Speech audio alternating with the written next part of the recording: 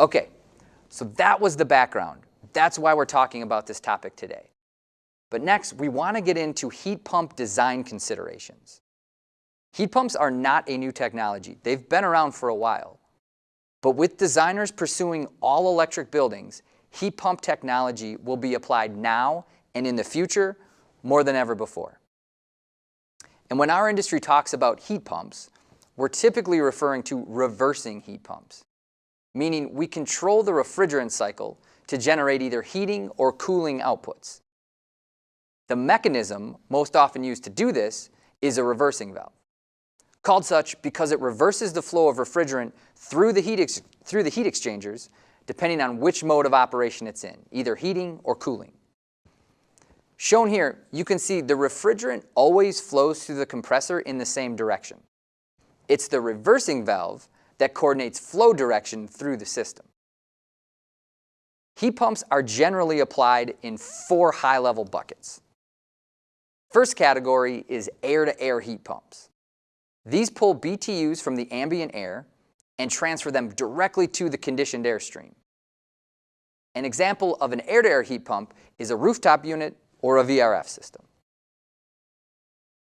The next bucket is water-to-air heat pumps. These pull BTUs from a water source and move them to a conditioned air stream. A common example of this would be a water source heat pump. The third category is air-to-water heat pumps. An example would be an air source heat pump chiller. And then lastly, water-to-water heat pumps. These move BTUs from one water stream to another water stream. Now, as we're talking through heat pump products, there are a couple considerations to think about for any heat pump application.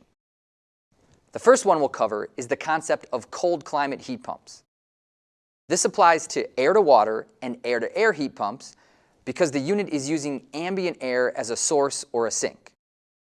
Cold climate operation simply means, can your heat pump operate in heating mode in cold conditions?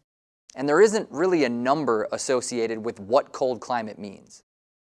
However, our industry commonly refers to cold climate as anything below the lowest standard rating point, which is 17 degrees Fahrenheit. When designing a heat pump system, the ambient heating minimum is a critical value. Product limitations such as minimum ambient lockout must be understood to design a resilient and reliable system. Now, oftentimes, designers use extreme annual temperatures to design air source heat pump systems instead of average annual design conditions. And the difference can be seen for this example city using ASHRAE 2017 weather data. The average annual heating design for 99.6% is 13.5 degrees. But the extreme annual design for the previous 5 years is 5.8 degrees. Here is a map showing various northern cities and their respective 5-year heating minimum values. Each city will have its own unique heat pump operation based on different product capabilities. One more topic on cold climate is the sizing of heat pumps for both capacity and electrical. We typically say that heat pumps are 3 to 4 times more efficient than electric resistance. This is true, but only when the ambient temperature is mild. As the temperature drops, the story changes. Let's look at a graph of generic heat pump performance. This is meant to show general trend, not predict any specific heat pump performance. The red line is showing you the heat pump power input for different ambient conditions. You can see that as the temperature drops, the heat pump needs to input more power. If we add in capacity, you'll see the opposite is true. As the temperature gets colder, we get less capacity out of the heat pump. At 60 degrees, you can see the input power is 10 kW, and the capacity output is 40 kW. This yields a coefficient of performance, or COP, of 4. But as the ambient temp drops, you can see the COP drops as well. So the question for the designer is threefold. Number one, what is the minimum operating temperature for the equipment? 2, what is the capacity output at that minimum ambient? And finally, 3, what is the kW input at that minimum ambient. With this info, the designer can understand the limitations and the energy profile of their heat pump design. All right, next we want to talk about defrost. When a heat pump unit is in heating mode, the outside coil is pulling heat from the outside air.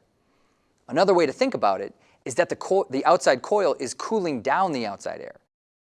And if that coil temperature is below the dew point outside, condensation forms. If the coil is also below 32 degrees, you can start to freeze that condensation. Too much frost in the outside coil can degrade performance and potentially put the machine into a lockout mode. To make sure that doesn't happen, heat pumps employ a defrost mode to melt that frost before returning to normal operation. The reason defrost needs to be investigated up front is because some defrost modes require 100% of the unit's heat to be used to defrost the coils. That means no heat is being sent to the space during defrost mode. And making the situation potentially even worse is if the building also requires ventilation. You'd then be sending cold air into the building and pulling warm air out. This could obviously have a real negative impact on occupant comfort and should be considered in system design and control. The last consideration we have here is using dual fuel or auxiliary fuel options. Dual fuel means the product is a heat pump, but also has a gas-fired heat exchanger as a backup. Auxiliary fuel is having a heat pump that also has electric resistance as a backup.